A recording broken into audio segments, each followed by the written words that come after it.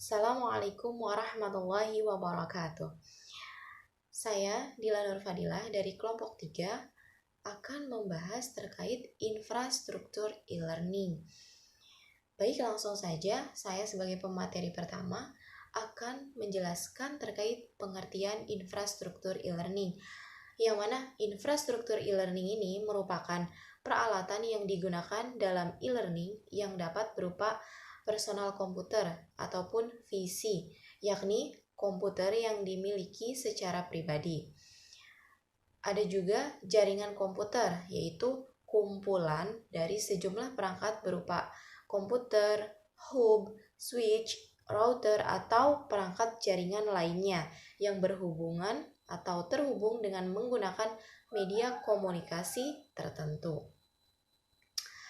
Menurut Romi Satria Wahono dalam bukunya beliau menjelaskan bahwa komponen yang membentuk e-learning itu meliputi infrastruktur e-learning, sistem dan aplikasi e-learning, dan konten e-learning. Infrastruktur e-learning merupakan peralatan yang digunakan dalam e-learning yang dapat tadi sudah saya jelaskan berupa personal komputer ataupun PC seperti itu.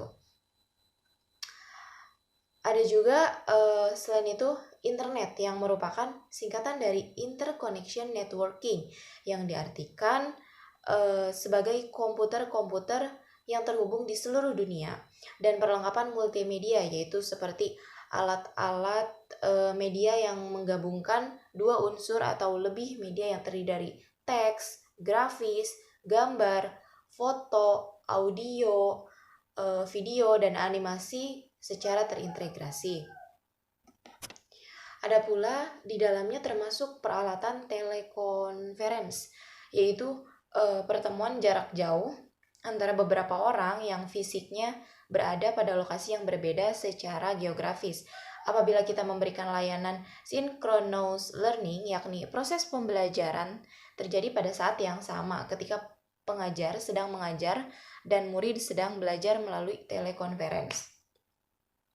Nah, ada pula sistem dan aplikasi e-learning atau yang sering disebut dengan Learning Management System atau LMS, yang merupakan sistem perangkat lunak yang memvirtualisasi proses belajar mengajar konvensional untuk administrasi, dokumentasi, laporan pelatihan, ruangan kelas, dan peristiwa online, program e-learning, dan konten pelatihan, misalnya segala fitur yang berhubungan dengan manajemen proses belajar mengajar, seperti bagaimana manajemen kelas, pembuatan materi atau konten, forum diskusi, sistem penilaian, serta sistem ujian online yang semuanya terakses dengan internet. Nah, dapat disimpulkan dengan demikian, dapat dikatakan bahwa infrastruktur dalam e-learning sangat berpengaruh terhadap kelangsungan pembelajaran berbasis e-learning.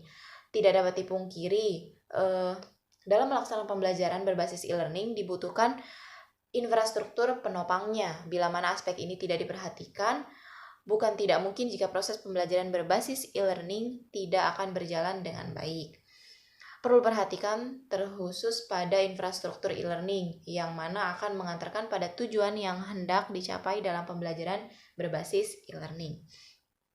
Mungkin itu saja yang dapat saya sampaikan terkait pengertian infrastruktur e-learning. Kurang lebihnya mohon dimaafkan. Wassalamualaikum warahmatullahi wabarakatuh.